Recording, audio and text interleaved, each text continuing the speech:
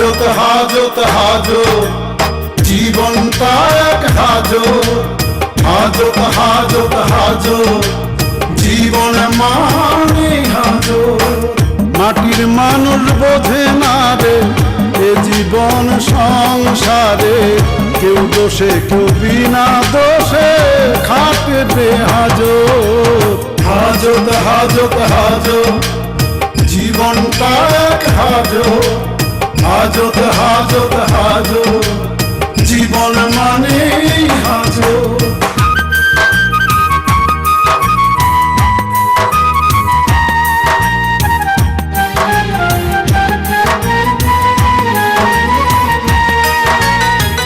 দুদিনের এই দুনিয়াতে রে বন্দি জীবনে খুঁজে ফিরে মরি সবাই জীবনের মানে দুদিনের এই দুনিয়াতে রে বন্দি জীবনে খুঁজে ফিরে মরি সবাই জীবনের মানে হাজত হাজত হাজত জীবন মানে হাজত হাজত হাজত হাজত জীবনটা এক হাজত। এটা ফেললেন কেন? ভালো লাগে না, ফেলান। এটা কি আপনি চিনতে পারছেন আপনার প্লট? আমি কিছু চিনতে পারছি না, আমি কিছু চেনার দরকার নেই। ফেলোটা বাবা, এটা আপনার জমির প্লট, মনে করতে পারছেন? দেখেন আমি কিছুই মনে করতে পারছি না। আমার শুধু এই যে মুসলিম আছেন আর হানি, ওদেরকে মনে করছি। কেমন আছে জানো? তোমার ফ্লেক্সি লাগবে?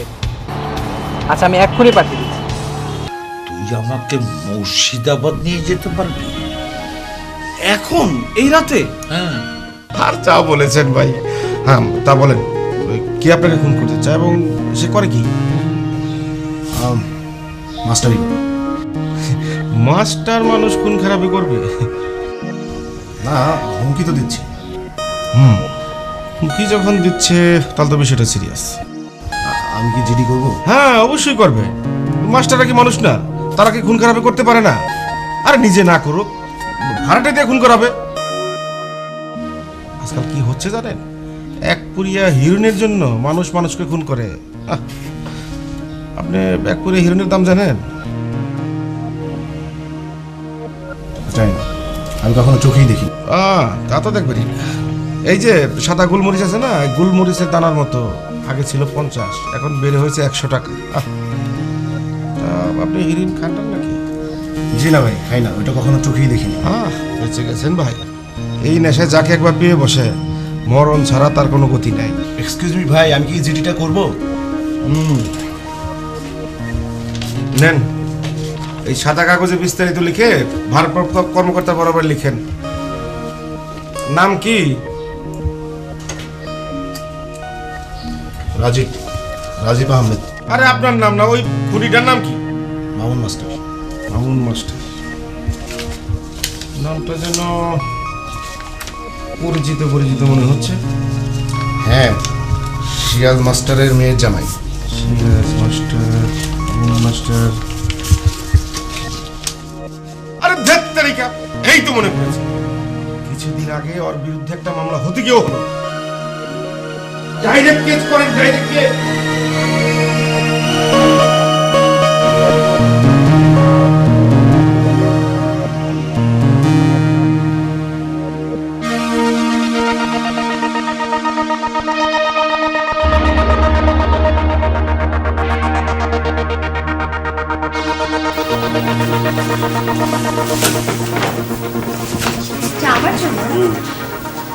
আমার জন্য মেরুন না এটা?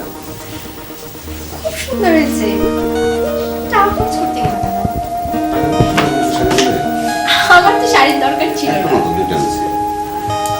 বাহ, এটা অনেক সুন্দর। রুচি অনেক সুন্দর। তাই তাহলে এটা পরবো।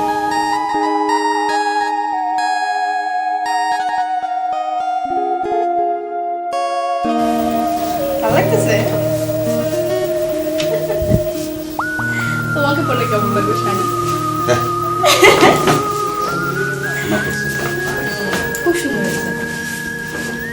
কফি কিনতে গেছো এখন? আরে কে?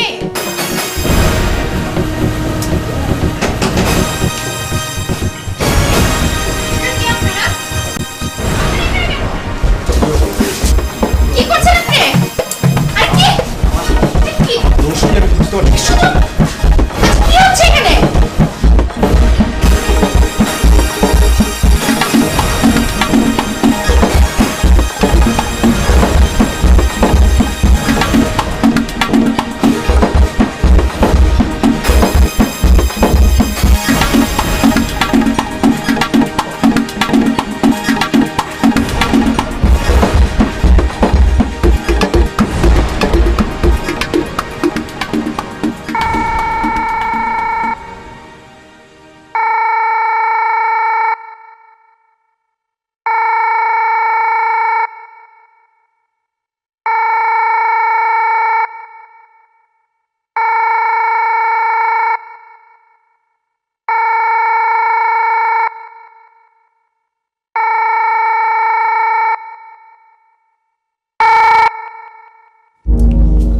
রাতের বেলা কোনো ফোন ধরতে হবে না।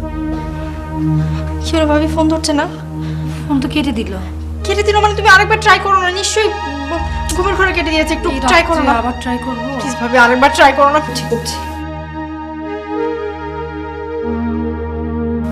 রাত্রেবেলা কোনো ভালো মানুষ ফোন করে না, রাখো এটা। এটা কি করলা তুমি? রাখতে বলেছি, রাখো। আরে ইম্পর্টেন্ট কলও তো হতে পারে। রাত্রেবেলায় কোনো ইম্পর্টেন্ট সব চোর বদমাশটা ফোন করে, তুমি ফোনটা রাখো। এখন ঘুমানোর সময় আমি বলছি না, ঘুমো, ফোনটা রাখো। আরে তুমি জানো না আমি পুলিশের ওসি। আমি যেটা বলবো এখন সেটাই হবে, ফোনটা রাখতে বলছি, রাখো। তুমি আমার কথা তো বুঝতেছো না।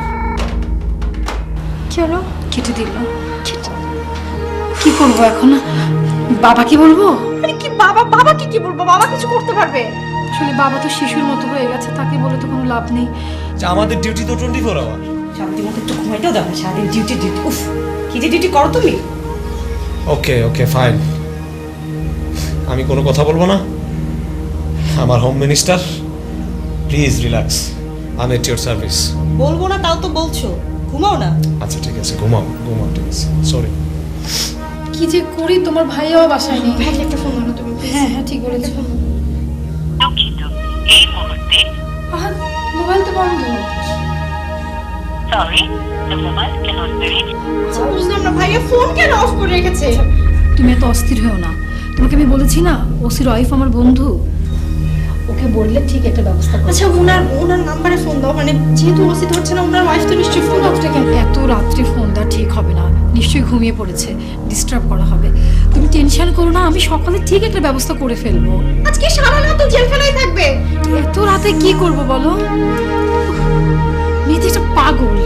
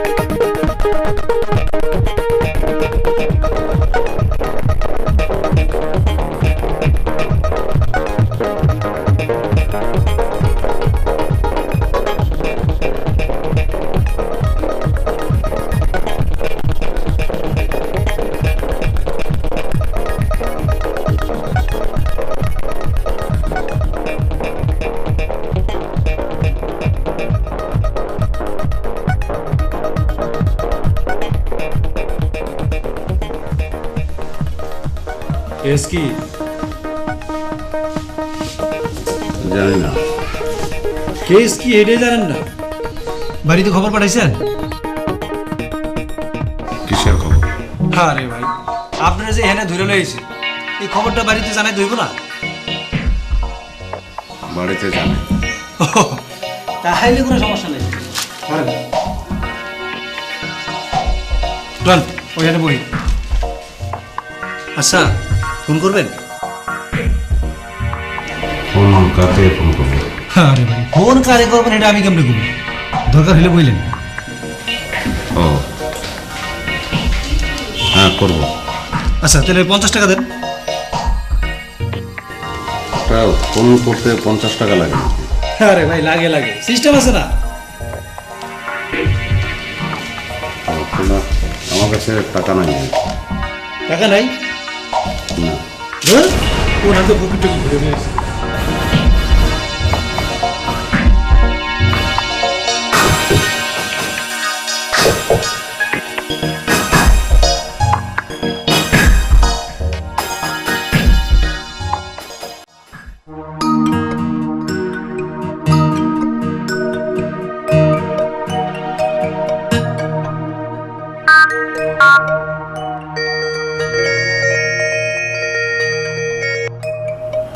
হ্যালো, অনন্যা, আমি পারুল। ও হ্যাঁ, কেমন আছিস রে? তোর শ্বশুরের কি অবস্থা? ভালো না রে। কেন এখনো সুস্থ হয়নি? না রে। দেখি একবার আসবো তোদের বাসায় তোর শ্বশুরকে দেখার জন্য। আসিস।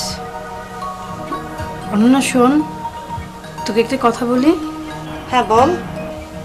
এদিকে না অনেক কাণ্ড ঘটেছে। আবার কি হলো? আমার ননদের হাজব্যান্ডকে কাল রাতে বাসা থেকে পুলিশ ধরে নিয়ে গেছে। কেন, উনি আবার কি করেছে? জানি না, আসলে আমরা কিছুই জানি না। আমি আসলে বুঝতে পারছি না তোদের এই সহজ সরল ফ্যামিলিটার উপরে একের পর এক ঝামেলা কেন আসছে। জানি না রে। অনন্যা, তুই যদি একবার... আচ্ছা তোকে বলতে হবে না, আমি এটা নিয়ে মনিরের সাথে কথা বলবো। তোকে অনেক ডিস্টার্ব করছি তাই না? পারলে একবার আসিস। আচ্ছা ঠিক আছে, আসবো। আর শোন, তুই এটা নিয়ে একদম চিন্তা করিস না, আমি দেখি কি করা যায়। হ্যাঁ, চিন্তা তো করতে চাই না, তারপরও চিন্তা না করে কি থাকা যায় বল? আমি সব বুঝি রে পারু। আচ্ছা শোন, তুই ভালো থাক, আর দেখি আমি কি করতে পারি। হ্যাঁ, ওকে, থ্যাংক ইউ, বাই।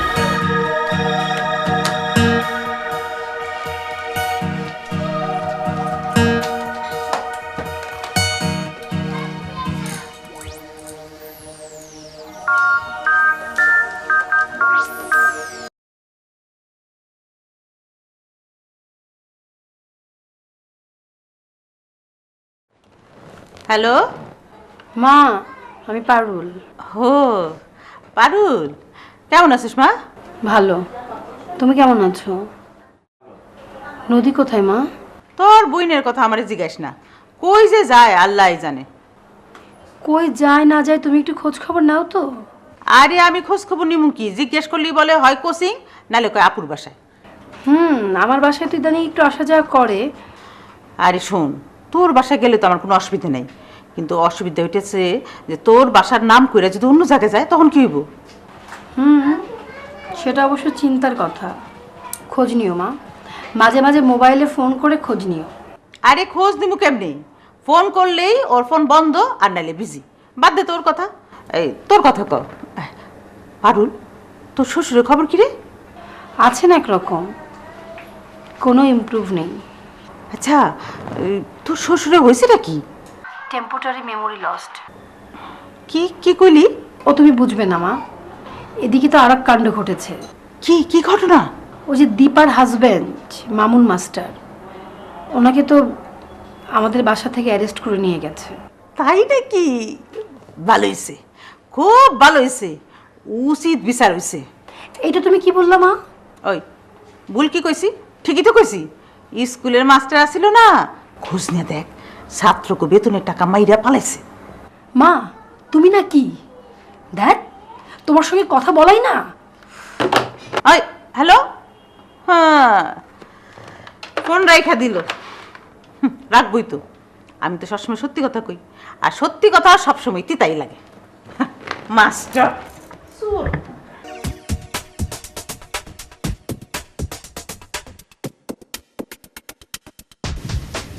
কোনো চিন্তা করি না, ব্যাটারে এমন বাটে ফালাইছি, কাল পরশু 2 দিন শুক্র শনি কোর্ট বন্ধ, রবিবার দিন কোর্টে পাঠাবো, আবার আনবো রিমান্ডে। একেবারে জিন্দিগির শিক্ষা দিয়ে ছেড়ে দিই। আপনি শুধু আমার দিকটা একটু খেয়াল রাখেন। আপনি কোনো চিন্তা করেন না, আপনি শুধু আমার ফ্যামিলিতে যাতে কথাটা লিক না হয় সেদিকটা একটু প্লিজ খেয়াল রাখবেন।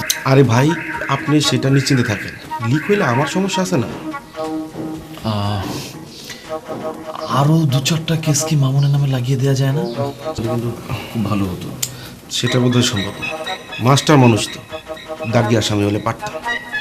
এই কেসেই দেখবেন খবর হয়ে যাবে। আপনি শুধু রাজীব সাহেবকে একটু টাইটে রাখবেন। উনি লুজ দিলে কিন্তু আমি কিছুই করতে পারবো না। রাজীবের বিষয়টা আপনি একদম ভেবেন না, রাজীবের বিষয়টা আমি দেখছি। তাইলে তো ঠিক আছে। তা এখন কত আছে? জি, ও সরি,